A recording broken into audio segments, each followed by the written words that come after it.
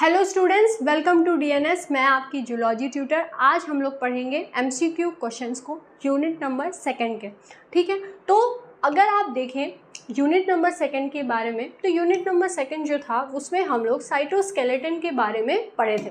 थोड़ा सा पहले हम लोग इसके बारे में इंट्रोडक्शन समझ लेते हैं। यूनिट सेकंड में हम लोग किस किस चीज़ के बारे में पढ़े थे? साइटोस्केलेटन के बारे में पढ़े थे, और साइटोस्केलेटन के साथ साथ हम लोग जो ऑर्गेनल्स हैं जैसे कि माइटोकॉन्ड्रिया हो गया, राइबोसोम्स हो गए, इनके बारे में पढ़े थे। तो जो साइटोस्केलेटन था उसके अंदर माइक्रोट्यूब्यूल,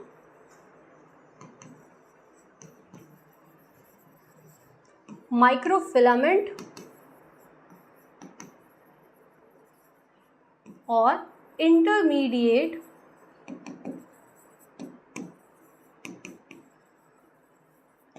इंटरमीडिएट फिलामेंट को हम लोग डिस्कस किए थे।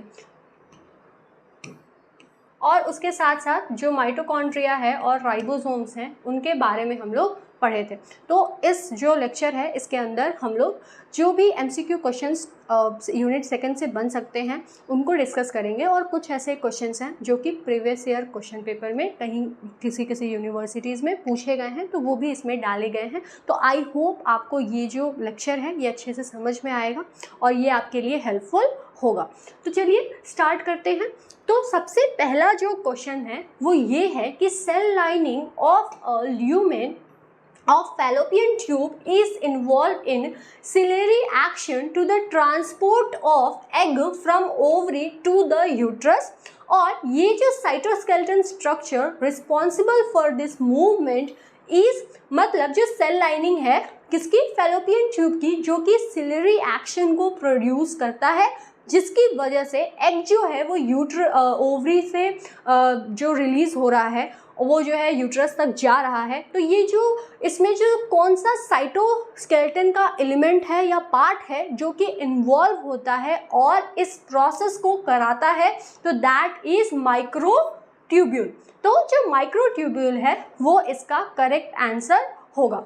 अब इसके बाद जो नेक्स्ट क्वेश्चन है वो क्या है, देखिए क्वेश्चन नंबर सेकंड ये पूछ रहा है कि the intermediate filament found in the hairs and the nails are type 1 IF protein composed of. मतलब हम लोग जानते हैं कि इंटरमीडिएट फिलामेंट जो है वो हेयर्स में, नेल्स में प्रेजेंट रहता है, और ये जो है इसके अंदर एक टाइप 1 IF प्रोटीन जो है इसमें पाया जाता है। ये प्रोटीन किस चीज़ से मिलकर के बना हुआ होता है? तो इसका करेक्ट ऑप्शन होगा केराटिन। केराटिन जो है वो प्रेजेंट होता है हेयर्स में और नेल्स में, इसी वजह से इसका जो टेक्सचर है वो हार्ड रहता है, और इसका जो करेक्ट ऑप्शन होगा वो हो जाएगा केराटिन। अब जो थर्ड क्वेश्चन है वो क्या है, देखिए थर्ड क्वेश्चन ये पूछ रहा है कि malformation of this cytoskeleton structure can be linked to an ability to contract a muscle. तो इसका जो करेक्ट आंसर है वो क्या हो जाएगा? माइक्रोफिलामेंट।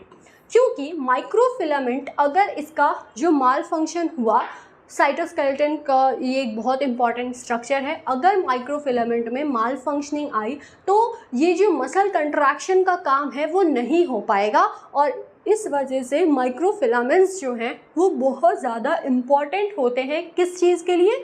मसल के कंट्रैक्शन के लिए। अगर इसके फंक्शन में माल फंक्शनिंग आई तो जो मसल्स हैं वो कंट्रैक्ट नहीं हो पाएंगे।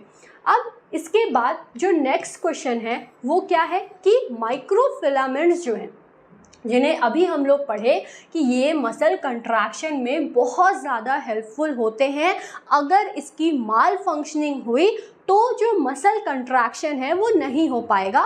तो जो माइक्रोफिलामेंट है वो किस चीज़ से मिलकर के बने हुए होते हैं? तो हम लोग पढ़े हैं कि माइक्रोफिलामेंट जो है वो एक्टिन प्रोटीन से मिलकर के बने हुए होते हैं।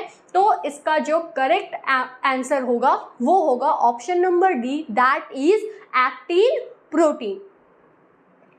तो सबसे ज़्यादा इम्पॉर्टेंट ये है कि आप जो है यूनिट नंबर 2 या फिर जो भी यूनिट, जिस भी यूनिट का आप MCQ क्वेश्चन पढ़ रहे हैं, अगर आप उस यूनिट को अच्छे से पढ़े हैं, उसके सारे कंसेप्ट आप अच्छे से जो है पढ़े हैं, तो उसके बाद अगर आपको चाहे वो very short long answer type questions का जो भी लेक्चर रहेगा वो करने में कोई दिक्कत नहीं आएगी, या फिर जो MCQ वाला जो लेक्चर है उसे अटेंड करने में कोई दिक्कत नहीं आएगी, क्योंकि आपके कंसेप्ट जो हैं वो क्लियर हैं। ठीक है, अब देखिए क्वेश्चन नंबर 5 क्या पूछ रहा है कि a network of microfilaments and microtubule is classified as microfilament, और माइक्रोट्यूब्यूल्स का जो नेटवर्क है वो क्या कहलाता है? एक्टिन स्केलेटन कहलाता है, नहीं, वर्टिब्रल स्केलेटन कहलाता है, या इंडोप्लाज्मिक स्केलेटन कहलाता है? ये तीनों ही ऑप्शन गलत हैं। करेक्ट ऑप्शन है साइटोस्केलेटन। क्यों? क्योंकि साइटोस्केलेटन ही नेटवर्क है जिसमें माइक्रोफिलामेंट और माइक्रोट्यूब्यूल्स जो हैं वो प्रेजेंट होते हैं। यहाँ पे इंटरमीडिएट फिलामेंट का मेंशन जो है वो नहीं है। इंटरमीडिएट फिलामेंट भी अगर लिखा रहता तो भी उससे कंफ्यूज होने की ज़रूरत नहीं है। साइटोस्केलेटन के अंदर ये तीनों चीज़ें आती हैं। अब जो नेक्स्ट क्वेश्चन है वो क्या है कि where in an eukaryotic cell, where in eukaryotic cell, यहाँ पे एन होगा, क्यों? क्योंकि वोवेल है ये। तो यूकैरियोटिक सेल के अंदर जो माइक्रोट्यूब्यूल है वो नहीं पाया जाता है। तो मतलब जो यूकैरियोटिक सेल है उसके कौन से ऐसे सेल ऑर्गेनल है जहाँ पे माइक्रोट्यूब्यूल जो है वो नहीं प्रेजेंट होते हैं? तो करेक्ट ऑप्शन जो है वो हो गया न्यूक्लियस। न्यूक्लियस में जो माइक्रोट्यूब्यूल्स हैं वो नहीं पाए जाते हैं, वो एब्सेंट होते हैं। अब नेक्स्ट क्वेश्चन क्या पूछ रहा है कि all the protofilaments of a microtubule have the same, जितने भी प्रोटोफिलामेंट होते हैं एक माइक्रोट्यूब्यूल के, उनकी क्या होती है? सेम पोलैरिटी होती है। तो करेक्ट ऑप्शन क्या हो जाएगा? That all the protofilament of a microtubule have the same polarity. Next question क्या पूछ रहा है कि अल्फा ट्यूबुलिन जो है सब यूनिट जो कि टर्मिनेट करते हैं प्लस एंड के माइक्रोट्यूब्यूल्स को, ये क्या स्टेटमेंट सही है या गलत है? तो ये स्टेटमेंट जो है ये हो जाएगा फॉल्स। कभी कभी एग्जाम में जो है ऐसे स्टेटमेंट पूछ दिए जाते हैं कि एक स्टेटमेंट जो है वो आपको दिया रहेगा और आपसे पूछेगा कि ये स्टेटमेंट सही है या नहीं। तो आपको जो बेसिक कोर कंसेप्ट है वो क्लियर होना चाहिए, तभी आप बता पाएंगे कि कौन सा स्टेटमेंट सही है और कौन सा गलत। अब जो नेक्स्ट क्वेश्चन है वो क्या पूछ रहा है कि movement of material in an axon are mediated through the cytoskeleton tracks and they serve as, मतलब जो मूवमेंट है मटेरियल्स का किसमें? एक्सॉन्स में। ये जो मूवमेंट होता है एक्सॉन्स में ये किस साइटोस्केलेटन के एलिमेंट द्वारा होता है? तो जो करेक्ट ऑप्शन है वो होता है माइक्रोट्यूब्यूल। माइक्रोट्यूब्यूल के हेल्प से ही जो एक्सॉन्स हैं उनमें जो मटेरियल्स है, उनमें जो सिग्नल्स है वो फ्लो हो पाता है। तो करेक्ट ऑप्शन जो है वो हो जाएगा माइक्रोट्यूब्यूल।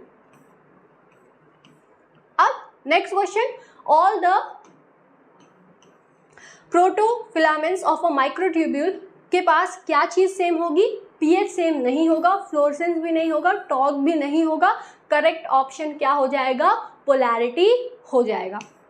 तो जितने भी स्टूडेंट सही से अच्छे से पढ़े होंगे उनको ये आंसर आ रहा होगा।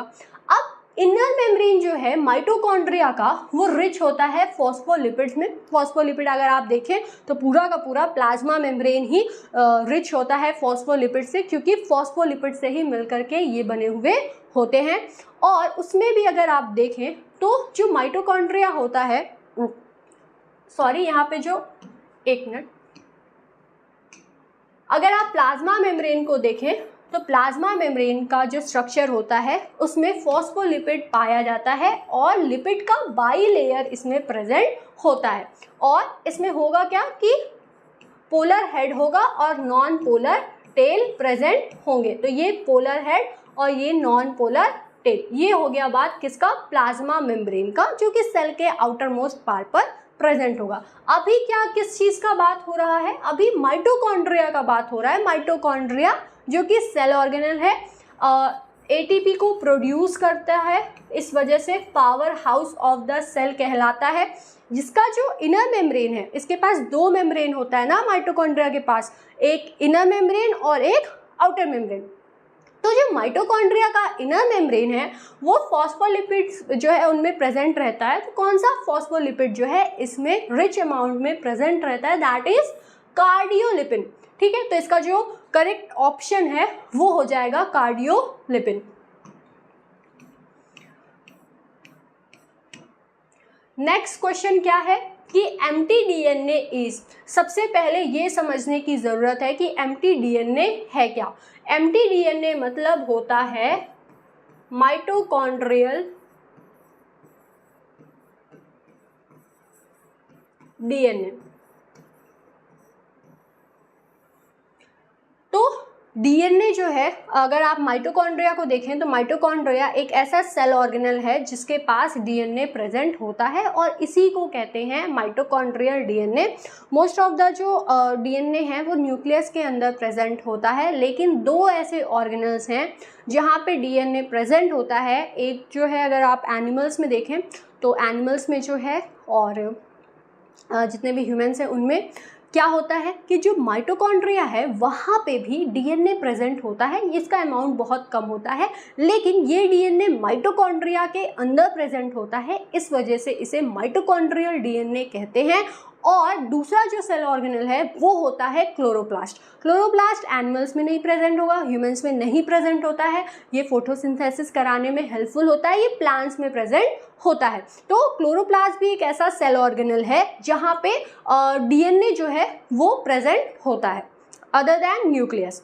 तो ये चीज़ हो गई। अब देखिए empty DNA that is mitochondrial DNA. अगर आप इसके स्ट्रक्चर को देखें तो ये किस तरह का होता है, तो ये simple double standard circular DNA molecule होता है। तो करेक्ट ऑप्शन क्या है कि ये माइटोकॉन्ड्रियल डीएनए जो है वो simple double standard circular DNA होते हैं।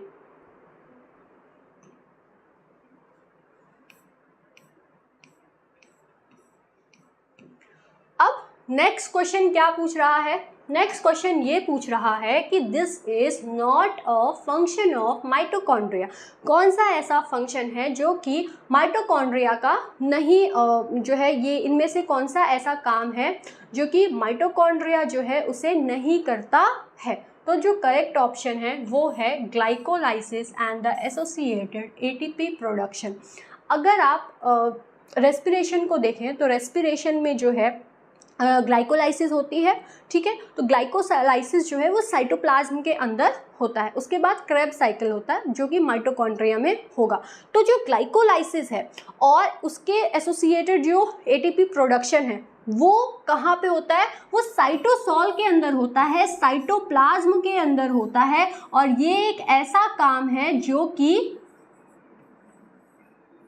माइटोकॉन्ड्रिया के अंदर नहीं होता है। इस वजह से ये जो करेक्ट ऑप्शन है वो हो जाएगा क्या, glycolysis and associated ATP production. अब बहुत सारे ऐसे स्टूडेंट्स होंगे जो कि क्या करेंगे कि अगर एटीपी प्रोडक्शन देख लिए तो इसी आंसर पे टिक लगा देंगे। हालांकि यहाँ पे दो जगह दिया हुआ है, फिर भी अगर मान लीजिए ये ऑप्शन नहीं दिया रहता तब तो पक्का जहाँ पे एटीपी प्रोडक्शन दिख रहा है वहाँ पे वो एक आंसर करेक्ट है। क्यों, क्योंकि माइटोकॉन्ड्रिया जो है वो power house of the cell होता है, वो एटीपी प्रोडक्शन के लिए जाना जाता है। लेकिन ये चीज़ भी याद रखनी है कि जो एटीपी प्रोडक्शन होता है माइटोकॉन्ड्रिया के अंदर वो ग्लाइकोलाइसिस की वजह से नहीं होता है। ग्लाइकोलाइसिस एक ऐसी प्रोसेस है जो कि साइटोप्लाज्म में होता है। माइटोकॉन्ड्रिया के अंदर जो एटीपी प्रोडक्शन है वो क्रेब्स साइकिल द्वारा होता है और इलेक्ट्रॉन ट्रांसपोर्ट चेन द्वारा होता है, वो अलग की चीज़ है। तो जो इनकरेक्ट ऑप्शन है जो करेक्ट ऑप्शन है वो क्या हो जाएगा, glycolysis and associated ATP production. क्यों ऐसा है, क्योंकि माइटोकॉन्ड्रिया का एक ये भी फंक्शन होता है कि वो फैटी एसिड को ब्रेक डाउन करे, ये भी फंक्शन होता है कि वो नॉन शिवरिंग थर्मोजेनेसिस को फेवर करे और इलेक्ट्रॉन ट्रांसपोर्ट चेन में भी हेल्पफुल होता है। और ये जो इलेक्ट्रॉन ट्रांसपोर्ट चेन है और उससे एसोसिएटेड एटीपी प्रोडक्शन है वो माइटोकॉन्ड्रिया के अंदर होता है। अब नेक्स्ट क्वेश्चन क्या है, हाँ, इनर माइटोकॉन्ड्रियल मेम्ब्रेन जो है उसके पास क्या क्या प्रेजेंट होता है। पहला ऑप्शन है साइटोक्रोम ऑक्सीडेज कॉम्प्लेक्स, ये तो होता ही है प्रेजेंट। BC1 कॉम्प्लेक्स, ये भी प्रेजेंट होता है। NADH डिहाइड्रोजिनेज कॉम्प्लेक्स, जिसे कॉम्प्लेक्स नंबर 1 कहते हैं, ये भी प्रेजेंट होता है। ये तीनों के तीनों ही कॉम्प्लेक्स इनर माइटोकॉन्ड्रिया मेम्ब्रेन में प्रेजेंट होता है। तो जो करेक्ट ऑप्शन है वो हो जाएगा ऑल ऑफ द एबव। अब देखिए, तो this is not a function of mitochondria, correct option हो जाएगा glycolysis and associated ATP production. ये स्लाइड जो है ये फिर से दे दी गई है। अब देखिए, ऑक्सीसोम्स जो होते हैं वो oxysomes of F0 and F1 particles, वो कहाँ पे जो है वो होते हैं, कहाँ पे ये चीज़ होती है, तो that is done at the inner mitochondrial membrane. तो करेक्ट ऑप्शन हो जाएगा ऑप्शन नंबर सी। अब 17 क्वेश्चन क्या पूछ रहा है कि which one of the following has its own DNA। तो इनमें से ऐसा कौन सा सेल ऑर्गेनल है जिनके पास खुद का DNA प्रेजेंट होता है, तो दैट इज माइटोकॉन्ड्रिया। लाइसोसोम या पेरोक्सिसोम या फिर डाइकोटिसोम्स, इनके पास जो खुद के इनके DNA हैं वो नहीं प्रेजेंट होते हैं। और माइटोकॉन्ड्रिया है ऐसा सेल ऑर्गेनल जिनके पास खुद का DNA प्रेजेंट होता है।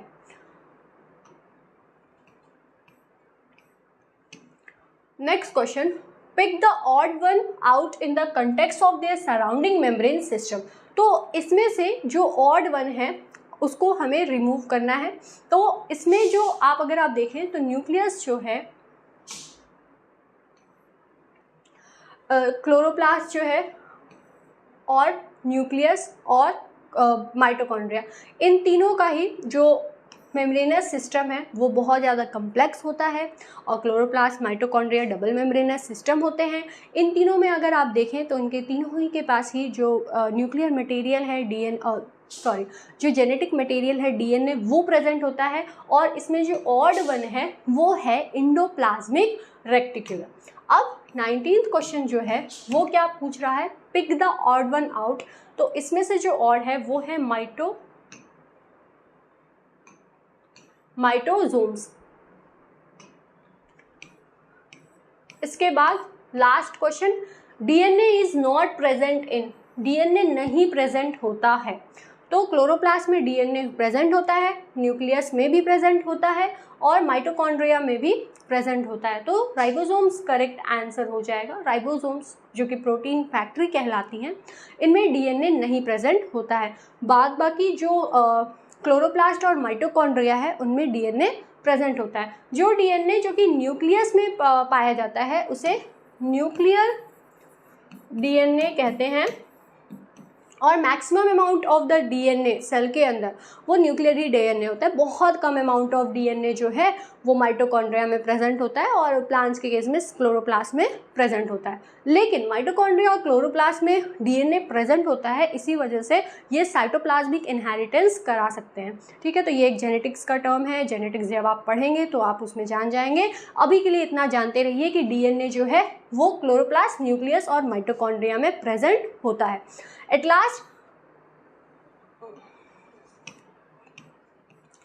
लास्ट अगर कोई ऐसा स्टूडेंट है जो कि इस वीडियो को YouTube पर देख रहा है और अगर आपको ये लेक्चर समझ में आया है, आपके लिए ये हेल्पफुल लगा है, तो आप हमारे नवोद्भव बैच को ज्वाइन कर सकते हैं, जिसके अंदर आपको online interactive classes, live doubt class hand written notes, ये सारी चीज़ें जो हैं आपको मिलेंगी। और इस समय यहाँ पे ऑफ़र भी चल रहा है। इसके लिए अगर आपको कोई भी कन्फ्यूज़न है तो आप इस नंबर पर कॉल करके पूछ सकते हैं। जो नोट्स हैं वो जो है आप नोट्स के लिए आपको DNS Educare app play store से डाउनलोड करके इनरोल होने की ज़रूरत है। वहाँ पे आपको फ्री स्टडी मटेरियल का सेक्शन मिलेगा जहाँ से आप ये नोट्स जो हैं डाउनलोड कर सकते हैं। तो आई होप आपको ये जो लेक्चर है, ये वीडियो अच्छे से समझ में आई होगी, आपके लिए हेल्पफुल रही होगी। तो thanks for watching this video. मिलते हैं हम लोग नेक्स्ट लेक्चर में एक नए टॉपिक के साथ। तब तक के लिए thanks for watching this video.